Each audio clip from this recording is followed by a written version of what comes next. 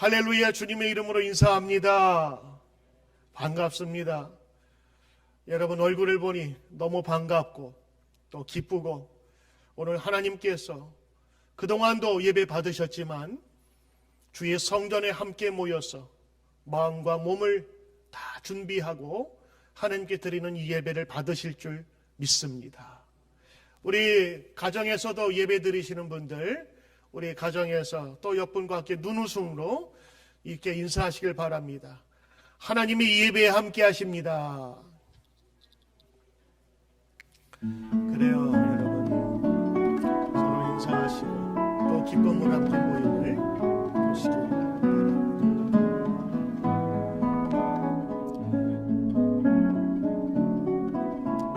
여러분, 지금 들으시는 음악이 어떤 곡인지 여러분 아십니까?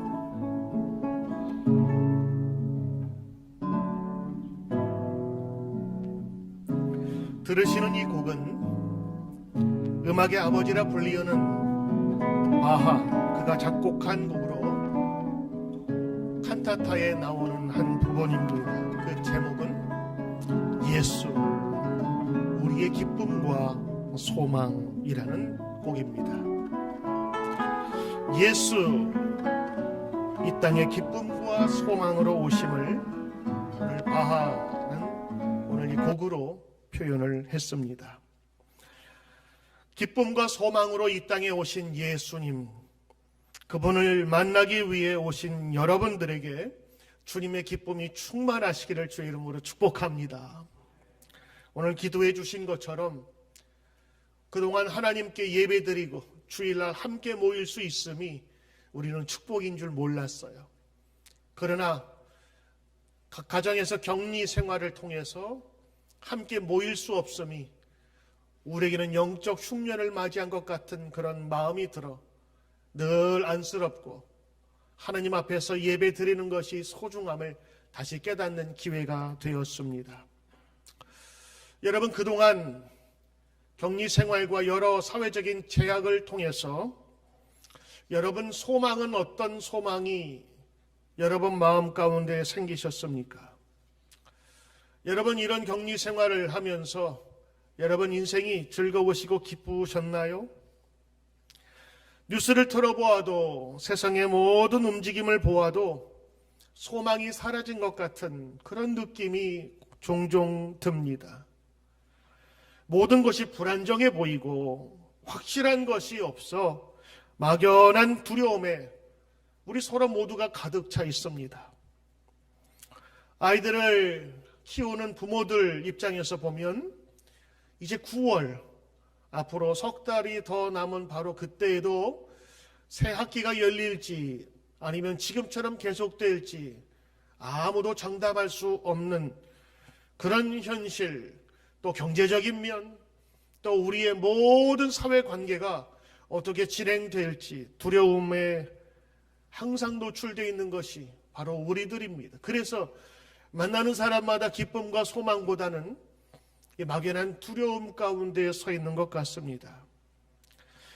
그러나 이제 한 석 달이 지남으로 사회적인 제한이 많이 완화가 되어서 2주 전부터는 또 이 롱아일랜드 지역에서 새롭게 또 사업을 진행할 수 있게 되었습니다. 그리고 우리 교회도 연합감리교회 본부로부터 준비되는 상황에 맞추어서 새롭게 오픈, 재개방되는 그런 여러 가지 준비를 통하여서 철저하게 준비하여서 우리 교회도 이 재개방을 앞두고 교단으로부터 서티피케이션을 받아서 지금 여러분과 함께 예배를 드리고 있습니다. 예수 소망의 기쁨을 누리고 살고 가지고 살고 있는 우리 성도들 속에서도 때로는 조심스럽고 염려하는 마음으로, 그리고 준비하는 마음으로 오늘 이 예배를 준비하며 드리고 있는 것은 사실입니다. 이렇게 어려운 시대를 살아갈 때마다 우리 성도들이 반드시 가지고 그리고 준비해야 될 것이 있습니다. 바로 그것은 하나님이 예수님을 통해서 주신 소망을 회복하는 것입니다. 그것이 성도의 본분이고 자세입니다. 염려하고 낙심하고 두려워하고 불안해하는 것은 하나님의 뜻이 아닙니다. 그 마귀가 주는 불안과 염려예요. 오늘 하나님께서 주시는 귀한 은혜가 오늘 우리에게도 있어야 될 터인데, 때로는 낙심하고 넘어지는 우리의 삶을 보면서 때로는 안타깝고 후회스럽기도 합니다. 시편 기자는 우리의 마음을 알듯 이렇게 고백합니다. 43장 5절에 내 영혼아 내가 어찌하여 낙심하며 어찌하여 내 속에서 불안해하는가. 너는 하나님께 소망을 두라. 그가 나타나심으로 도우심으로 말미암아 내 하나님을 여전히 찬송하리로다. 그 속에서 일어나는 불안과 염려에 대해서 이야기하고 있습니다. 4절에는 이런 말씀이 나옵니다. 이제 이 일을 기억하고 내 마음이 상하는도다. 이제 이 일을 기억하고 내 마음이 상하였다. 스크래치가 나고 내 속에서 지금 정상적이지 않다라고 하는 것을 고백하고 있는 것입니다. 오늘 이 본문에 어떤 내용인지는 정확하게 나와 있지 않지만 아마 짐작하는 것이 있습니다. 저자는 자기 눈앞에 있는 이 암담한 현실을 낭망하고 있습니다. 그는 포로로 잡혀가서 혹은 억류당하고 있는 그런 상태인 것 같습니다. 그래서 하나님을 마음껏 섬기고 예배드리던 그 예루살렘에서의 삶을 송두리째 다 빼앗겨버리고 하나님을 모르는 사람들 틈바귀 속에서 외로이 살면서 고통당하고 있었던 겁니다. 더구나 주변에는 자기를 볼 때마다 조롱하는 이야기를 합니다. 네 하나님이 어디 있느냐? 하나님 믿어도 별다를 거 없구만. 시편 42장 3절에 사람들이 종일 내게 하는 말이 네 하나님이 어디 있느냐 하오니 내 눈물이 주야로 내 음식이 되었도다. 오늘 이 고백은 다른 사람이 우리에게 하는 말이 아니라 내 속에서 또 일어나고 있는 거예요. 하나님이 계시다면 어떻게 이럴 수가 있는가 하는 그런 자주 섞인 그런 질문들이 우리 가운데 일어나고 있지요. 현실적으로 이 환경을 벗어나고 싶은데 소망이 별로 안 보이는 이 세상, 미래를 예측할 수도 없는 시편 42장의 말씀을 읽으면서 어쩜 그렇게 내 처지와 비슷할까라는 생각을 해봅니다. 최소한 그렇지 않더라도 인생은 그런 거지. 아무리 발버둥 쳐도 이런 어려움과 고통이 계속해서 찾아오는구나. 저도 목사지만 요즘 시편 기자처럼 이렇게 낭망할 때가 자주 있습니다. 뉴스를 보아도 신문을 보아도 즐겁고 기쁜 소식보다는 인종차별에 대한 여러 가지 폭력과 저항과 데모와 군사적으로는 우리가 살고 있었던 우리 부모님이 사는 조국 그 땅에 전쟁의 위험이 들어져 있고 경제적으로는 어려운 그런 현실을 보면서 낙심합니다. 뉴스를 들을 때마다 더욱더 우리의 마음이 가라앉게 됩니다. 그런데 말입니다. 성경을 보면서 하나 깨달은 것이 있습니다. 놀랍게도 성경에 나온 사람치고 낭망을 경험하지 않은 사람이 하나도 없다는 것입니다. 이번 준비하라 시리즈를 준비하면서 왜 준비했는지를 성경의 많은 인물들을 중심으로 살펴보았는데 그때마다 성경의 많은 사람들은 우리가 경험하고 있었던 그 삶의 현장을 그대로 갖고 있었던 것입니다. 심지어는 불안과 두려움을 그리고 현실에서 벗어나고 싶지만 벗어나지 못하는 그들의 안타까움을 누구나 경험했다고 하는 것입니다. 위대한 하나님의 사람들 가운데 불안에 떨지 아니한 사람이 없었습니다. 믿음이 있어도 그들은 떨었습니다. 하나님을 섬겼던 그들도 때로는 잠을 이루지 못했습니다. 때로는 어떤 사람은 죽여달라고까지 얘기합니다. 심지어는 하나님의 본체이신 예수님도 이 땅에 계실 동안에 그러한 적이 계셨습니다. 이렇듯 누구나 이 땅을 살아가는 사람이라면 낭망할 수밖에 없는 연약한 사람임을 우리는 주님 앞에 고백해야 하는 것입니다. 그런데 우리 성도들에게는 다른 것이 있습니다. 그 불안 때문에, 낭망 때문에, 절망 때문에 하나님을 찾게 된다고 하는 것입니다.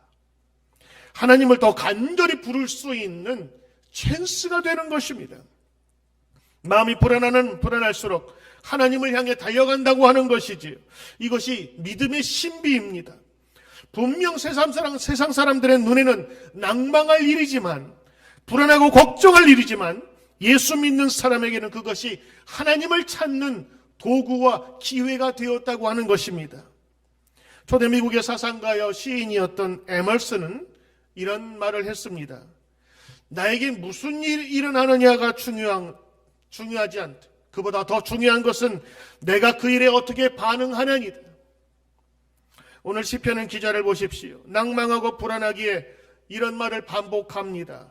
내 영혼아 어찌하여 낭망하며 내 속에서 불안해하는고. 그런데 그 마지막에 뭐라고 얘기합니까? 바로 그 뒤에 말씀. 너는 하나님을 바라라. 하나님을 보아라. 하나님을 보아라. 오늘 우리의 영혼이 힘들고 어려울 때에 우리 한편에서 자동적으로 나와야 되는 말이 있습니다. 성령께서 우리에게 주시는 말씀. 너는 하나님을 바라라. 하나님을 보고 하나님으로부터 오는 힘을 얻어라라고 하는 반자동적인 우리의 성도의 결단과 마음이 우리 가운데 있어요. 그리고 그 은혜를 위해서 우리가 기도해야 할 것입니다. 우리보다 앞서 살았던 초대교회의 성도들의 이야기는 우리에게 큰 힘을 줍니다. 오늘 여러분이 읽으신 말씀은 베드로 사도가 목회할 때에 자신의 교인들에게 주었던 말씀입니다. 보통 AD 63년경으로 우리가 추정하고 있는데, 그때의 로마와 또 여러 지방의 핍박 때문에 함께 모여서 예배드리던 성도들이 많이 흩어지고 그리고 함께 모이질 못했습니다. 오늘 말씀 1절에 보면 본도 갈라디아와 갑바도기아, 아시아, 비두니아, 소아시아 지역에 흩어진 성도들에게 편지한다. 우리가 가정에서 우리 숨어들었잖아요. 흩어졌잖아요. 같이 모이지 못했잖아요. 그 무언가의 압박 때문에 똑같은 상황에서 오늘 베드로 사도는 흩어져 있는 성도들을 찾아가지 못하니까 오늘 이 서신으로 써서 그들에게 필요한 말씀을 공급해 주셨던 것입니다. 그들은 핍박 때문에 정든 고향을 떠나 토굴에서 거하며 나그네로 살았습니다. 예수 믿는 것 때문에 조롱과 비난을 당했습니다. 심지어 핍박으로 목숨을 잃기도 했어요. 인간적으로 생각하면 슬픈 일입니다. 그러나 오늘 베드로는 이들에게 오히려 하나님의 나라에 대한 소망을 이야기하고 있습니다. 이 정도 됐으면 얼마나 힘드십니까? 어떻게 지내십니까? 라는 것이 당연할 것인데 베드로는 단호합니다. 이 세상에 주는 핍박과 어려움이 있을지라도 너는 하나님을 바라라. 하나님을 바라볼 때에 우리의 참된 소망을 얻을 수 있다고 오늘 이야기하고 있습니다. 오늘 베드로전서 말씀을 통해서 하늘에 속한 산 소망을 저희도 찾기를 주의 이름으로 축원합니다. 여러분 성경에 보면 여기 산 소망이라고 그랬어요. 산 소망. 여러분에게 임하길 베드로처럼 축복합니다. 그리고 여러분도 기도하셔야 됩니다. 하나님 산 소망, 그 살아있는 소망을 나에게 주십시오. 여러분 산 소망이 여러분 가운데 계십니까? 어떤 어려운 형편에서도 때로는 병상에 있을지라도 때로는 암에 걸렸을지라도 소망이 없는 사람은 소망이 없음 때문에 그의 인생만이 아니라 영원한 생명까지 죽게 되는 것입니다. 그러나 살아있는 소망이 있다면 지금의 어떠한 형편일지라도 이겨낼 수 있는 힘과 확신을 주시는 것입니까? 여러분 산 소망이 있으십니까? 얼마 전 저와 제 아내가 산시금치, 산에서 자라는 산시금치를 얼마 채취해서 어느 집사님에게 주었습니다. 방금 전에 가지고 온 산시금치예요. 제 아내가 그 집사님에게 얘기했더니 그 집사님이 이렇게 얘기합니다. 아우, 마트에서 시금치도 파네요. 그래서 다시 얘기합니다. 마트에서 산 게 아니고요. 산에서 채취한 거예요. 여러분, 오늘 베드로가 감사한 소망이 있는데 그것은 바로 산 소망입니다. 바다 소망? 아닙니다. 마트에서 산 소망? 아닙니다. 죽음에서 다시 살아나는, 그래서 역사하셨던 살아있는 산 소망입니다. 1절, 3절, 4절, 5절 있는 말씀 우리 한번 같이 보기를 바라는데 3절 말씀입니다. 주 예수 그리스도의 아버지 하나님을 찬송하리로다. 그 많으신 긍휼대로 예수 그리스도를 죽은 자 가운데서 부활하게 하심으로 말미암아 우리를 거듭나게 하시고 산 소망이 있게 하시며, 그렇습니다. 살아있는 소망. 4절 말씀, 썩지 않고 더럽지 않고 쇠하지 아니하는 유업을 잊게 하시나니 너희를 위하여 하늘에 간직하신 것이라. 5절 말씀, 너희는 말세에 나타나기로 예비하신 구원을 얻기 위하여 믿음으로 말미암아 하나님의 능력으로 보호하심을 받았느니라. 하나님의 능력으로 보호하심을 받았느니라. 오늘 베드로 사도가 믿음이 충만한 가운데 하나님으로부터 받은 그 말씀을 성도들에게 지금 전해주고 있는 것입니다. 사도 베드로는 핍박받는 성도들을 동정하지 않습니다. 오히려 찬송을 하며 그들의 눈을 하나님께 보도록 돕고 요청하고 있습니다. 현실은 너무 힘든데 왜 하나님을 찬송하라고 말합니까? 왜냐하면 살아있는 소망을 우리에게 주셨기 때문입니다. 영적인 눈이 가려져 있는 사람에게는 이 하늘에 대한 소망이 가질 수가 없어요. 그저 눈앞에 보이는 현실을 따라가다가 없으면 울고 넘어지면 실망하고, 그러나 우리에게는 살아있는 예수 그리스도의 부활의 능력이 있음을 오늘 베드로가 강하게 이야기하고 있는 것입니다. 살아있는 이 소망, 산소망은 죽은 소망, 거짓 소망이 아닙니다. 참된 소망이요, 영원한 소망이요, 확실한 소망이요, 생명력이 넘치는 소망이기에 오늘 베드로는 이 어려운 현실 속에서도 예수 그리스도께서 주셨던, 부활을 통해서 우리에게 보여주셨던 그 소망을 우리에게 안겨주고 있는 것입니다. 오늘 여러분, 살아있는 소망, 세상 사람은 몰라도 하나님을 섬기는 자들에게 주신 이 살아있는 소망이 과연 무엇인지 오늘 짧게 한두 가지로 말씀 같이 드리며 이 소망을 놓고 기도하기를 바랍니다. 여러분, 4절에 있는 말씀입니다. 그 소망은 썩지 않고 더럽지 않고 쇠하지 아니하는 유업을 있게 합니다. 그리고 너희를 위하여 하늘에 간직한 것이다. 우리의 소망이 땅에 그치지 않습니다. 하늘에 간직하도록, 그리고 그것을 통하여서 하나님의 거룩한 유업을 잇는데 더럽지도 않아요. 그리고 쇠하지도 않아요. 약해지지도 아니하는 그 살아있는 소망을 우리에게 보여주신 것입니다. 세상의 모든 사람들은 땅의 것을 위하여 살아갑니다. 그러나 이 땅의 유업이 전부인 줄 알고 살아가다가, 목숨을 걸고 살아가다가 언젠가는 썩는다는 사실을 깨닫게 되지요. 겉은 화려해 보이지만 속은 더럽습니다. 그 영광이 금방 쇠하여 버리고 없어져 버립니다.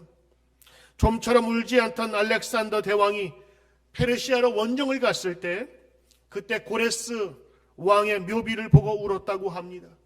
그 많은 땅을 통치하던 고레스 왕의 그 무덤을 보면서 한때 부귀영화를 누렸어도 결국에는 한 개의 무덤밖에는 남는 것이 없구나. 세상의 권세와 영화는 잠깐이어 순식간에 사라집니다. 또한 세상의 고통 속에서 힘들지라도 그 고통도 순식간에 지나가고 맙니다. 그러나 여러분, 하늘에 있는 것은 어떻습니까? 무너지지 않습니다. 오염되거나 부패되지 않습니다. 영원토록 보존되는 것입니다. 썩지 않고 더럽히지 않고 쇠하지 아니하는 유업, 그것이 우리 성도들에게 있다고 하는 거예요. 지금은 잘 모를 거예요. 그러나 때가 되면, 정말 필요한 때가 되면 그것이 얼마나 소중한지를 알게 될 것입니다. 우리 예배 들어오실 때 여러분 세니타이저를 다, 여러분 손소독제를 바르셨죠? 넘칠 때는요, 싸고 귀한 줄 몰랐어요.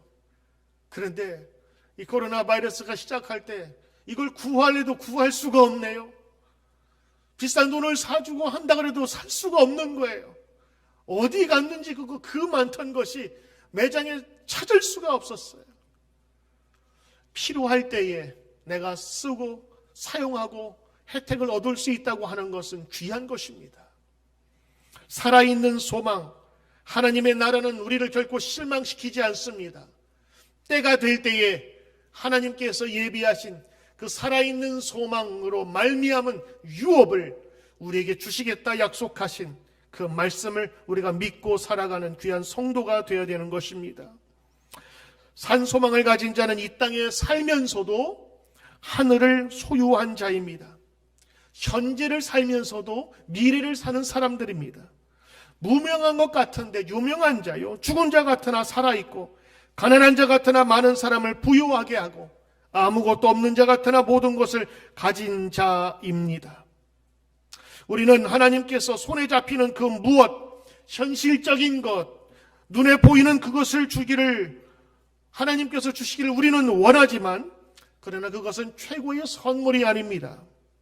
사도 바울은 로마서 8장 24절에 이렇게 말합니다. 우리가 소망으로 구원을 얻었음에 보이는 소망이 소망이 아니라 보는 것을 누가 바라리요. 고린도후서 4장 18절 말씀.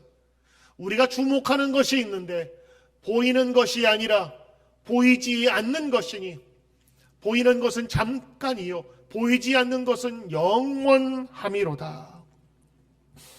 정말 좋은 것은 아직 오지 않았습니다.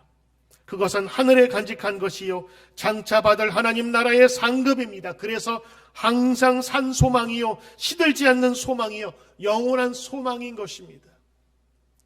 지금 우리 한국 나가 있는 고유민이라고 우리 고집사님의 딸이 있습니다. 유민이가 중고등부 학생 때 신년 우리 첫 예배를 드릴 때 기도 제목을 적어내거든요. 제가 아직도 기억하고 있어요. 그 기도 제목을 뭐라고 썼냐면 우리의 믿음은 보이는 데서 이루어지는 것이 아니요 보이지 않는 데서 이루어지는 믿음을 찾고 싶습니다. 그러면서 1년의 기도 제목을 적었어요. 아직도 그 기억이 생생해요. 어떻게 그 조그만 애가 어디서 그 말씀을 듣고 그렇게 기도 제목을 적었을까? 우리 1년의 기도 제목은 보이는 것으로 말미암는 것이 아니라 보이지 아니하는 것으로 나타나길 원합니다. 제가 감동을 받았어요. 그렇습니다. 우리 성도들은요, 눈에 보이는 것을 따라가는 사람이 아니에요. 하나님의 영원하신 산 소망을, 구원을 바라보며 하나님이 주시는 유업을 바라보며 나가는 사람들인 것입니다. 이 땅의 소망 무엔가 우리 주 예수뿐일세. 이제 마지막에는 이러한 찬송과 이러한 고백이 나올 수밖에 없는 것입니다. 여러분, 이제 5절에 있는 말씀 같이 보길 원합니다. 너희는 말세에 나타나기로 예비하신 구원의 능력을 얻기 위하여 믿음으로 말미암아 하나님의 능력으로 보호하심을 받았느니라. 그렇습니다. 어려운 중에도 하나님의 보호하심이 성도들에게 나타나는 것입니다. 시험이 닥치면 나도 흔들리지 않을까? 그래요. 바람 불면 나무도 흔들립니다. 그러나 중요한 것은 그 뿌리가 땅에 박혀 있으면 흔들릴 뿐이지 그 나무를 한 발자국조차 움직이지 못하게 만든다는 사실은 우리는 알고 있습니다. 말씀에 능력이 있는 것은 그 말씀이 주시는 힘이 있기 때문인 것입니다. 소망을 주기 때문입니다. 현실을 넘어선 하나님의 나라를 볼 수 있게 만든다는 것입니다. 그러므로 우리는 고린도후서 4장 18절을 다시 한번 주목해야 합니다. 우리가 주목하는 것은 보이는 것이 아니요 보이지 않는 것이니 보이는 것은 잠깐이요 보이지 않는 것은 영원함이니라. 살아있는 소망을 가진 사람들은 이 땅을 소망의 근거로 두지 않습니다. 믿는 사람이 두어야 할 소망은 이 땅이 아니라 하나님 나라인 것입니다. 고린도후서 4장 16절 말씀. 그러므로 우리가 낙심하지 않습니다. 우리의 겉사람은 낡아집니다. 그러나 우리의 속사람은 날로 새로워집니다. 이 산소망을 가진 사람들은 겉으로 후패할수록 하나님께서 준비하신 나라가 가까이 이루어짐을 깨닫습니다. 그래서 영이 날로 새로워지는 것입니다. 특별히 오늘 6절에 있는 말씀 하나만 더 보고요. 살아있는 소망을 가진 사람의 특징이 있습니다. 바로 그것은 고난 가운데서 더 영광스러워진다고 하는 것입니다. 6절 한번 읽어볼까요? 그러므로 너희는 이제 여러 가지 시험으로 말미암아 아주 잠깐 근심할 수는 있으나 오히려 크게 기뻐하는도다. 산소망을 가진 사람들은요, 이 땅에서 당하는 고난이 당연한 일이지만 그것이 잠깐이라고 여기며 오히려 그 고난 속에서 하나님의 소망을 보는 사람들입니다. 초기 기독교 역사에서는 많은 박해들이 있었습니다. 로마 황제들은 기독교인을 자신이 왕으로 인정하지 않는 것 때문에 죽이기까지 했습니다. 예수만을 자신들의 진정한 왕으로 고집하는 것을 보면서 기독교인들을 죽게 했습니다. 박해 중에는 기독교인들을 원형 경기장에서 다 모아놓고 사자를 풀어 놓아서 짐승의 밥이 되도록 했던 때도 있었습니다. 그리고 로마인들은 그것을 보면서 즐겼습니다. 그런데 이 원형 경계장에 들어갈 때에 그 크리스찬 가족들은 그 부모가 자녀의 손을 잡고 이렇게 말을 했다고 합니다. 얘들아, 조금만 참자. 아주 조금만 참으면 우리는 모두는 하나님 앞에 간다. 조금만 잘 참으면 영원한 천국에서 같이 살게 된단다. 조금만 참자. 원형 경기장 밖에는 로마 황제가 보낸 황금마차가 대기하고 있었습니다. 누구든지 예수님을 모른다 부인하면 그 마차를 타고 밖으로 나아가서 황제가 하사한 땅을 받을 수 있도록 했다고 합니다. 그러나 단 한 사람도 그 황금마차를 타고 원형 경기장 밖으로 나가는 사람은 없었다고 합니다. 예나 지금이나 예수 그리스도를 믿으며 살 때에 수많은 도전과 환란이 우리 가운데는 있습니다. 그것으로 인해서 우리는 염려, 걱정, 바람에 움직이는 나무의 가지처럼 우리도 영향을 받습니다. 그런데 베드로는 이것을 잠깐의 근심이라고 했어요. 오히려 크게 기뻐한다고 했습니다. 왜냐하면 이 근심을 통해서 하나님을 만날 수 있고 하나님을 볼 수 있기 때문인 것입니다. 고린도후서 4장 17절 18절에 있는 말씀 계속해서 반복해서 여러분에게 보여드리는 이유는 바로 이것이 우리의 산소망의 중심이 되기 때문인 것입니다. 우리가 잠시 받는 이 환난에 경한 것이 지극히 크고 영원한 영광에 중한 것을 우리에게 이루게 함이니 우리가 주목하는 것은 보이지 아니하는 것이요 보이는 것은 잠깐이요 보이지 않는 것은 영원함이니라.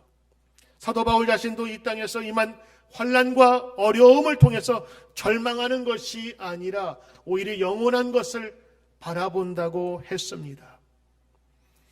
우리가 세상을 살아갈 때 근심된 일이 있을 수 있습니다. 그러나 그 근심 속에서 하나님의 소망을 발견한 사람은 살아나는 것입니다.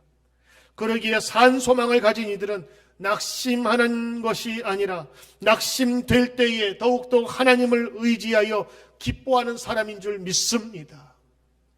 오늘 여러분 한 주간 동안 분주하고 바쁜 일 속에서 그리고 때로는 몸은 바쁘지만 우리의 정신은 쇠하여지고 피폐하여지고 어제 이루어지지 않은 일 때문에 염려하고 걱정되었다 할지라도 오늘 이 말씀을 들으면서 우리의 마음을 다시 한번 회복시키시고 상처난 곳에 연고를 바르고 거즈를 대듯 오늘도 새롭게 회복되는 마음으로 예배를 마치고 돌아가는 여러분 되길 바랍니다. 우리는 죽을 사람들이 아닙니다.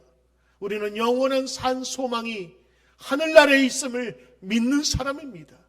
그리고 주님께서는 그것을 확증해 주시고 보증해 주신 것입니다.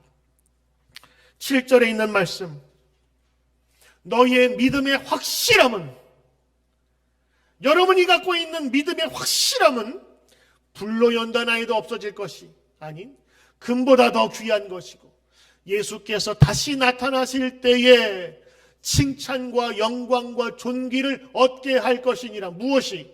여러분이 갖고 있는 믿음과 보이지 않지만 하나님께서 우리에게 주신 영원한 그 유업은 예수께서 다시 오실 그때에 칭찬과 영광과 존귀를 얻게 하실 것이라고 하는 것입니다.